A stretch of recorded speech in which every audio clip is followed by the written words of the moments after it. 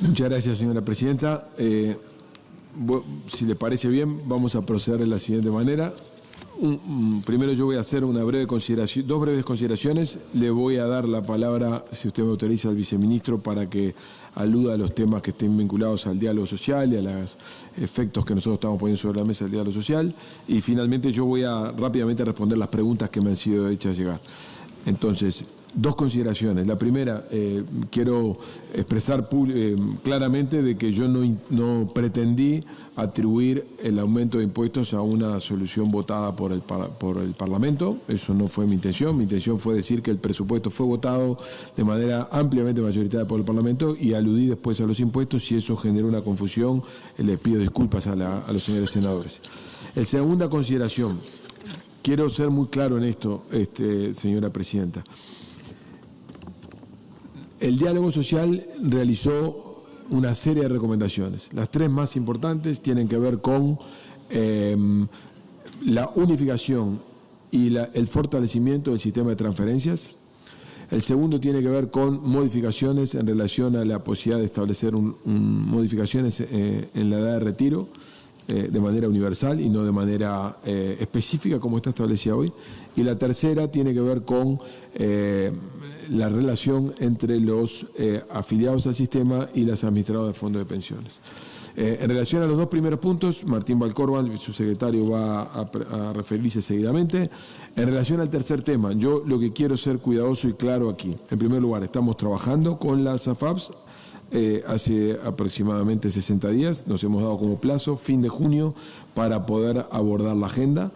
En esa agenda la discusión incluye temas que van más allá de lo que fueron sugerencias del diálogo social, y yo quisiera ser cuidadoso hasta que no tengamos concluidas esas conversaciones, para poder informar en relación a los eventuales cambios, subrayo, eventuales cambios que se podrían dar. Pero lo que quiero subrayar es, para el Poder Ejecutivo, las recomendaciones del diálogo social fueron sugerencias, que son tenidas en cuenta, pero en ningún caso, y en este en particular tampoco, constituyen un mandato. Nosotros estamos trabajando, no constituyen un mandato, y por lo tanto nosotros estamos trabajando con las administradoras de fondos de pensión porque estamos creyendo encontrar soluciones que contemplan recomendaciones que surgen del diálogo con viejas aspiraciones de las AFAPs que no han sido contempladas nunca. No sé si llegaremos a contemplarlas, pero preferiría reservarme esa información para hacerla pública ni bien la tengamos sobre la mesa, y por supuesto concurrir al Parlamento cuantas veces sea necesario para informarle a los señores legisladores sobre el detalle de estas cosas. Dicho eso, si usted, señora presidenta, si usted está de acuerdo, le doy la palabra al viceministro Martín Valcórban. Ya le doy la palabra.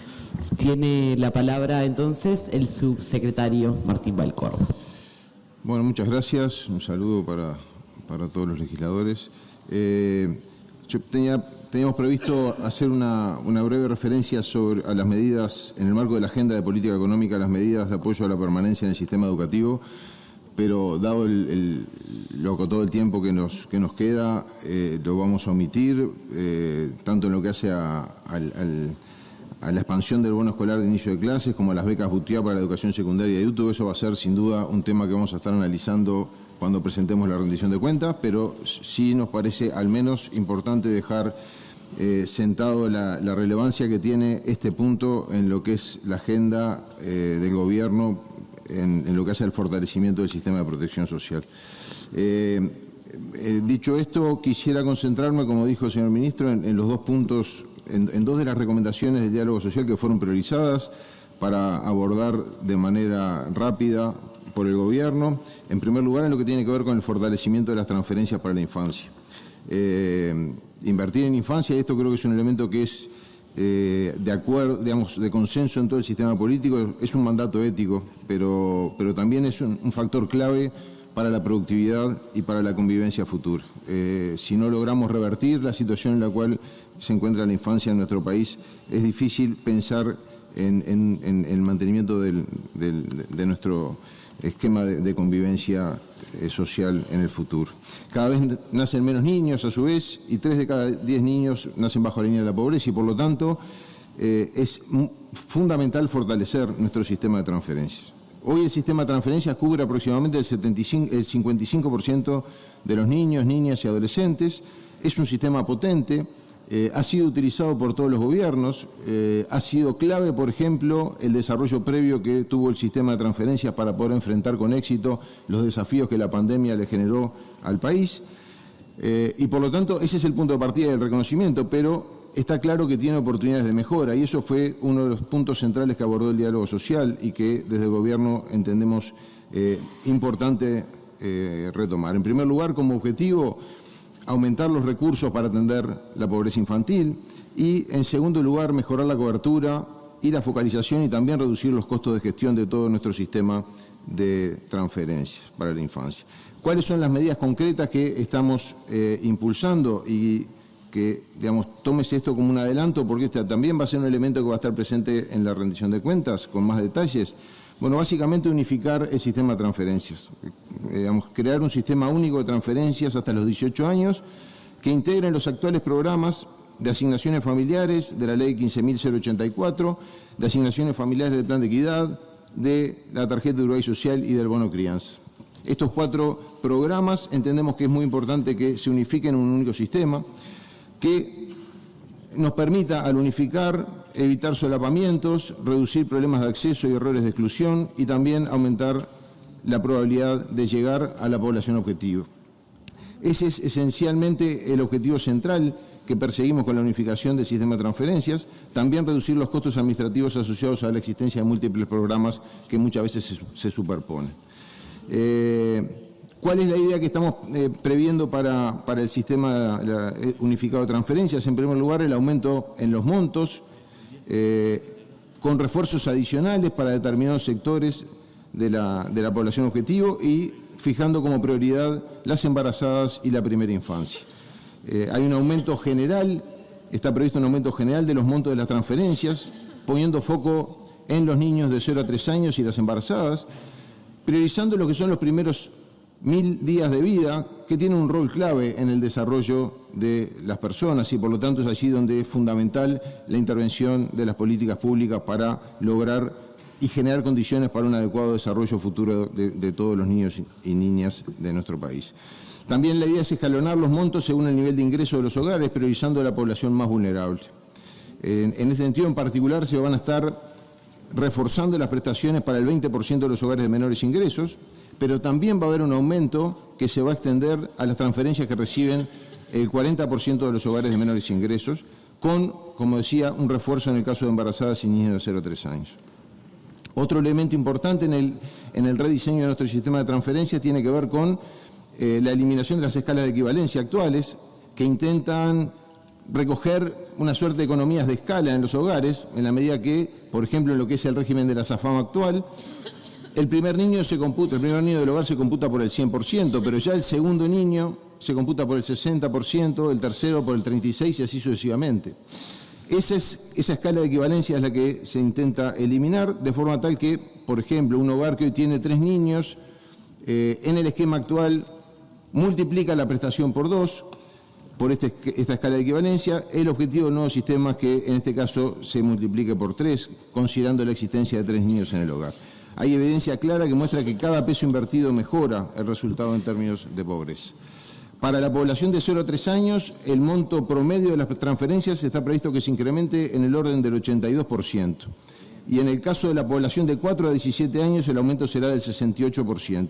Esto va a ser el diseño final del programa, que va a tener un proceso de implementación gradual. Básicamente, en 2027, y ahí si podemos poner el cuadro para ilustrarlo, en el 2027 se van a integrar los niños y niñas nacidos desde el 1 de enero del 2025. Luego, de esta forma, digamos, en el 2027 van a estar ingresando al sistema más de 50.000 niños y niñas de un universo de algo más de 430.000 que forman el sistema de transferencias, tal como se aprecia en el cuadro. La idea es que este proceso se vaya profundizando con el correr de los años y en el 2028, por ejemplo, continuando la integración al nuevo sistema de todos los niños que nacen y también nuevas cohortes que se vayan definiendo en función de la disponibilidad de recursos para seguir potenciando este sistema unificado de transferencias. Los costos que están previstos de este nuevo sistema para el año 2027, con la incorporación de todos los niños nacidos desde el 1 de enero del 2025, asciende a $31 millones, que está absolutamente alineado con lo que son las metas fiscales, y este costo se va incrementando gradualmente en función de la incorporación de nuevas cohortes al sistema unificado. Está previsto que en el escenario de mínima que está diseñado que está previsto en el año 2029, el costo aumente a $47 millones. Y en términos de resultado, y esto es lo que nos parece importante resaltar, la implementación de este sistema unificado de transferencias implicaría una reducción de aproximadamente el 25% de la pobreza en los grupos que se van integrando. En el caso concreto de los niños de 0 a 3 años, la reducción, por ejemplo, equivaldría a más de 9 puntos porcentuales. Este es, un elemento que nos parece central en lo que es la estrategia del Gobierno en materia de fortalecimiento de la política de nuestro sistema de protección social, en línea con lo que son las recomendaciones que surgen del diálogo social. El segundo elemento a resaltar tiene que ver con la creación de una causal de retiro anticipado en el sistema previsional y también la definición de un nuevo mecanismo de ajuste del suplemento solidario. Y aquí me parece importante enfatizar que lo que está planteado es el mantenimiento de 4 grandes objetivos. En primer lugar, mantener y confirmar la edad normal de retiro en los 65 años. En segundo lugar, promover la extensión de la vida laboral con incentivos. En tercer lugar, habilitar una causal de retiro anticipada. Y en cuarto lugar, consolidar y profundizar la sostenibilidad financiera del sistema. En realidad, todos los cambios que están planteados parten de lo que fue la reforma de la Ley 20.130 y buscan ajustar y mejorar el diseño del sistema atendiendo un conjunto de contingencias que el sistema actual todavía tiene abiertas. En primer lugar, una contingencia asociada a la demografía y al cambio tecnológico, que afecta a la empleabilidad, en particular en edades avanzadas, y que es fundamental que nuestro sistema contemple. En segundo lugar, contingencias derivadas de la dificultad de continuar trabajando hasta edades avanzadas por el esfuerzo físico requerido por determinadas actividades. Este punto en particular, la Ley 20.130 lo contempló para 2 casos concretos, que es el de la construcción y los trabajadores rurales, y dejó abierta la posibilidad de que esta causal anticipada por desempeño de puestos de trabajo particularmente exigente se pueda extender bajo la discrecionalidad del Poder Ejecutivo a otros puestos de trabajo. Y esto claramente supone también contingencias no previstas en las proyecciones financieras y también el riesgo de generar un acceso diferencial en función de la capacidad de lobby que cada uno de los colectivos tenga.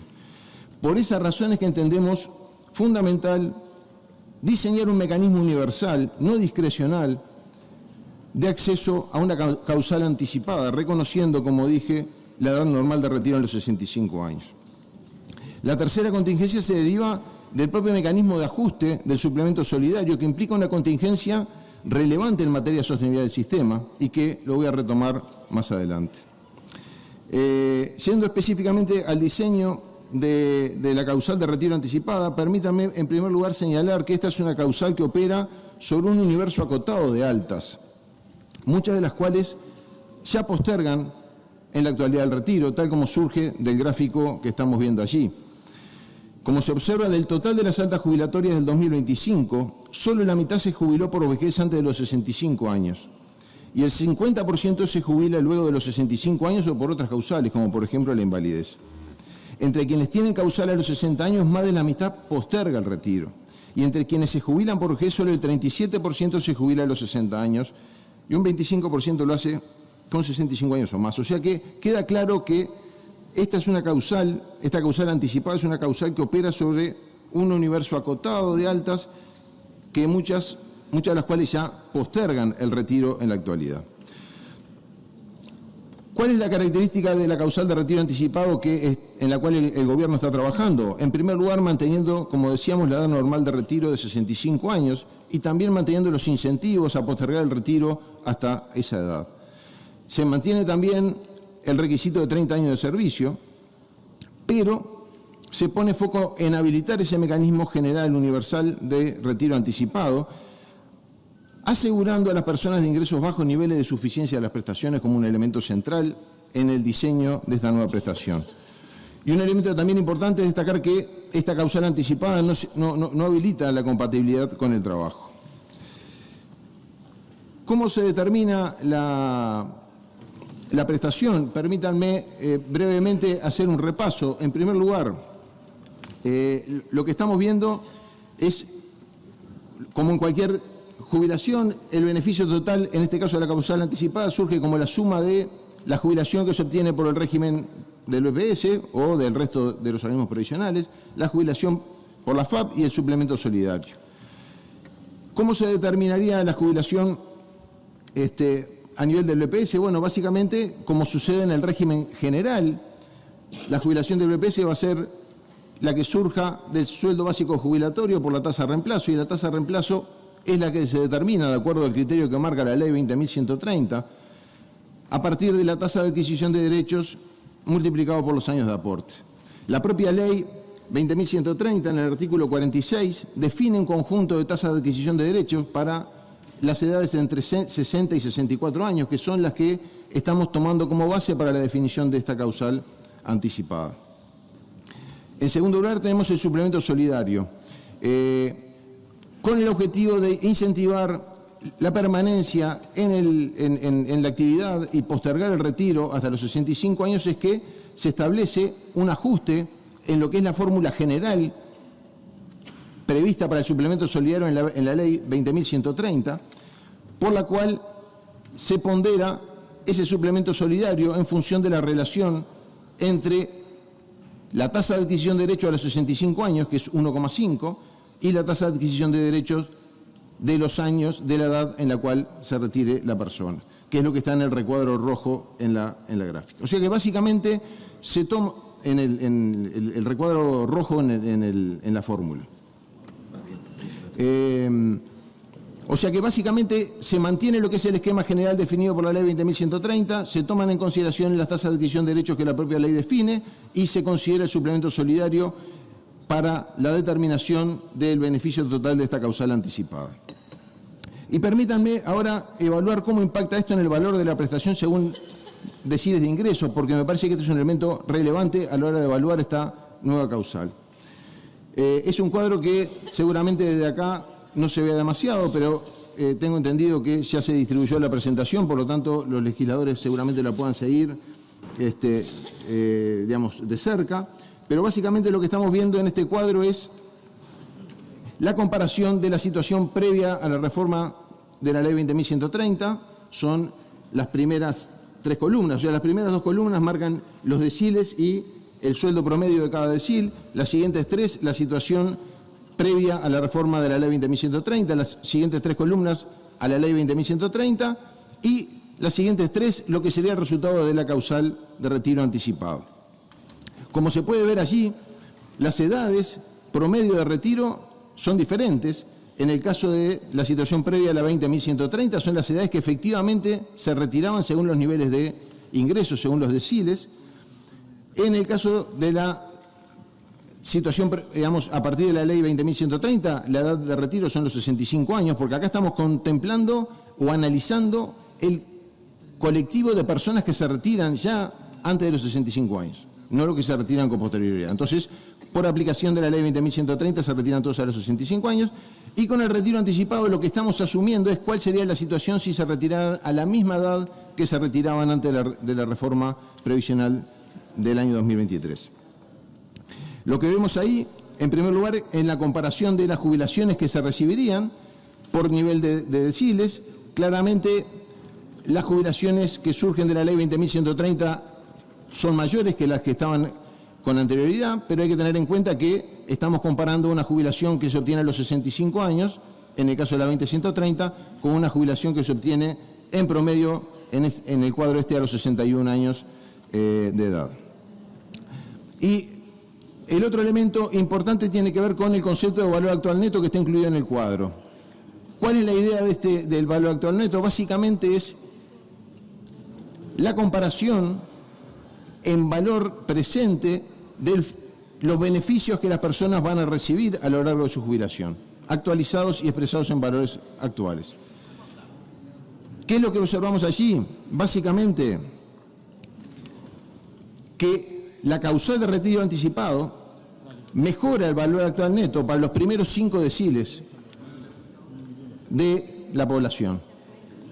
Y por lo tanto, esto es el escenario, el supuesto base que estamos considerando para evaluar la causal anticipada, asumiendo que van a anticipar el retiro los primeros 5 deciles, que son los que realizan la opción porque son a los que les conviene, porque tienen un valor actual neto positivo.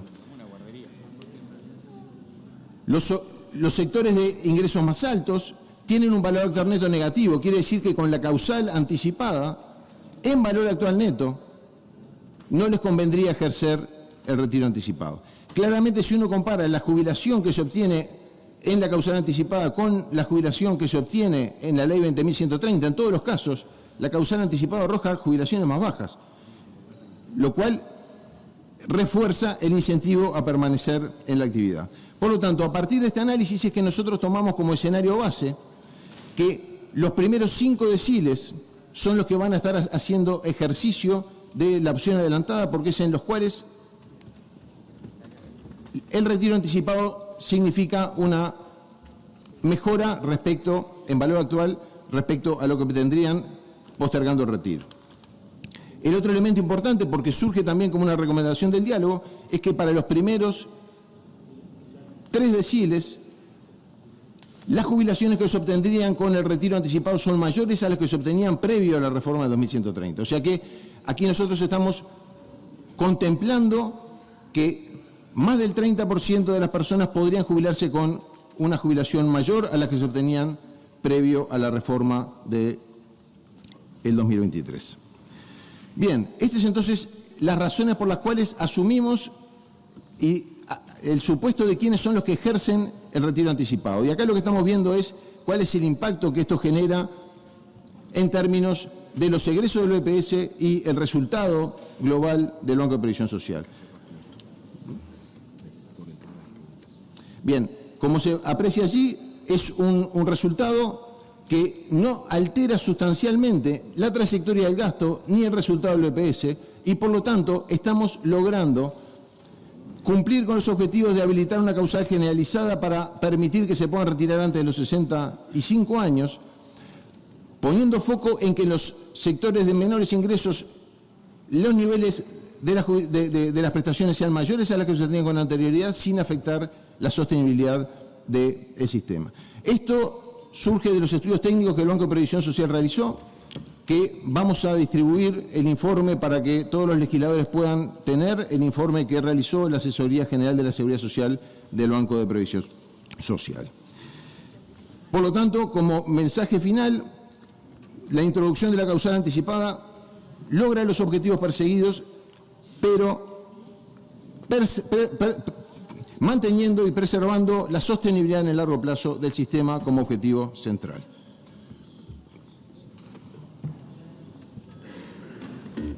Gracias, señora presidenta. Yo quiero subrayar solamente que lo que el subsecretario Botana... el lapsus. Está buscando changas. Estoy buscando. Está buscando changas. Por favor. Volví a ser un desastre. Ayer, justo ahora te dio pase. Mi amigo Vergara decía, Dios Momo no lo permite. Dios Momo no lo permite. Adelante, ministro, adelante. Pero, perdón por la digresión. Lo que acaba de presentar el subsecretario Valcorba es la primera vez que el gobierno lo pone sobre la mesa. Entendemos que es un material complejo y que requiere análisis, pero nos pareció importante que en esta comparecencia nosotros rindiéramos cuenta al Parlamento de lo que el Poder Ejecutivo ha ido avanzando para ponerlo sobre la mesa. Yo me quiero concentrar en estos 5 minutos que me quedan en responder las preguntas que el senador Botana, ahora sí, puso sobre la mesa y van a ser muy rápidas, pero no tan telegráficas como él sostenía. En primer lugar, muchas de estas respuestas están contextualizadas en lo que ya dijimos, muchas de estas van a estar también desarrolladas con mayor profundidad en la comparecencia cuando presentemos la rendición de cuentas, no obstante lo cual voy a la primera. No las voy a leer todas porque si no me como el tiempo. Básicamente la primera tiene que ver con si tenemos previsto proceder la revisión a la baja del crecimiento del PIB. En principio ya revisamos a la baja el crecimiento del PIB para 2026, estamos previendo 1,6, que es una revisión respecto del 2,2. Estamos revisando los números para el 2027 adelante, algo que daremos a conocer oportunamente en la comparecencia en relación a la rendición de cuentas. Si estamos previendo una afectación del empleo, una afectación del mercado de trabajo, en principio no obstante lo cual, y subrayo esto, no obstante lo cual, no estamos previendo efectos sobre el mercado laboral y sobre el mercado de trabajo general, pero sí seguimos de cerca muchas situaciones específicas que tienen lugar en distintos lugares del país, que son de preocupación para el equipo económico. O sea que en promedio no, pero sí estamos atentos a cosas que ocurren o pueden ocurrir a nivel del mercado laboral en el futuro próximo. En relación al ratio PIB, en relación al ratio de inversión, en relación al PIB, si volvió a disminuir y si estamos esperando que mejore, la respuesta es sí. Los estímulos que estamos poniendo sobre la mesa, que rigen a partir del 1 de febrero en materia COMAP, más la eventual aprobación de la ley de competitividad y el ambiente que esto genera, más la inversión pública, que como usted sabe bien, senador, tiene un fuerte ciclo político en Uruguay en relación a que el primer año de gobierno, por distintas circunstancias, a todos los gobiernos les ocurre una ralentización de la inversión. Esperamos que la inversión se tienda a recuperar a lo largo del año. En relación a la cuarta pregunta que usted mencionaba, ¿puede confirmar que durante este periodo de gobierno no se solicitará la incorporación de modificaciones en mencionados impuestos en alusión a lo que fueron intervención de miembros del equipo económico en eventos académicos? La respuesta es, confirmamos que no va a haber modificaciones en este periodo de gobierno en materia impositiva. No vamos a hacer modificaciones adicionales en materia impositiva, excepto en lo que ya ha sido aprobado por el marco legislativo en el presupuesto anterior. En relación a otros impuestos que han sido sugeridos por unidades temáticas, no forma parte de la agenda de gobierno ninguna modificación impositiva, lo que no quiere decir, permítame subrayar esto, que los miembros del equipo económico, que son técnicos destacados y académicos destacados en foros internacionales, no puedan estar poniendo sobre la mesa cosas que no es este gobierno, es los expertos en materia tributaria en el mundo están discutiendo. La discusión sobre IVA personalizado, la discusión sobre los problemas que tenemos, que ustedes mismos, que han sido subrayados en esta misma convocatoria, de que al final del día la inversión tiene lugar por rebajas de IRAE, están sugiriendo que tenemos tal vez IRAES excesivamente alto. Entonces, la discusión de modificaciones tributarias que afectan a rebalanceos entre IRAE y IRPF o que tienen que ver con afectaciones diferentes de IVA, forman parte de la discusión académica regional, y eso fue lo que tuvo lugar en la intervención del señor Álvaro Romano, director de la Seguridad Tributaria. Así que no está previsto nada para este periodo, pero estamos pensando, no por nosotros, sino para gobiernos futuros, cosas que van a estar sobre la mesa. Siguiente pregunta. Si entendemos que hay que revisar a la baja la proyección de ingresos que está incorporada en el presupuesto nacional, en principio no, pero estamos trabajando en ello. En principio la idea es que mantenemos las metas y no estamos revisando a la baja las proyecciones presupuestales.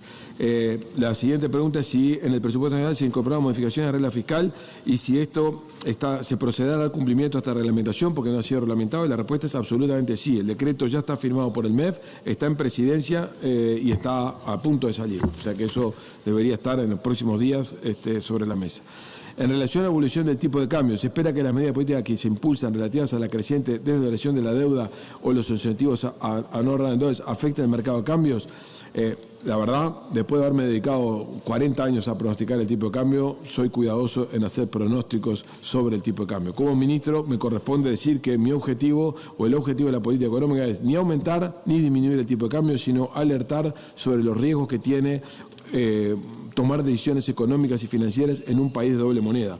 En principio no tenemos una evaluación de que esto pueda ocurrir, pero lo seguiremos de cerca porque no debería haber efectos espurios de medidas de este tipo. Respecto al documento del diálogo social, se recomiendan cambios para el piedad de orden individual, es lo que acaba de comentar el subsecretario Valcorba, está respondido.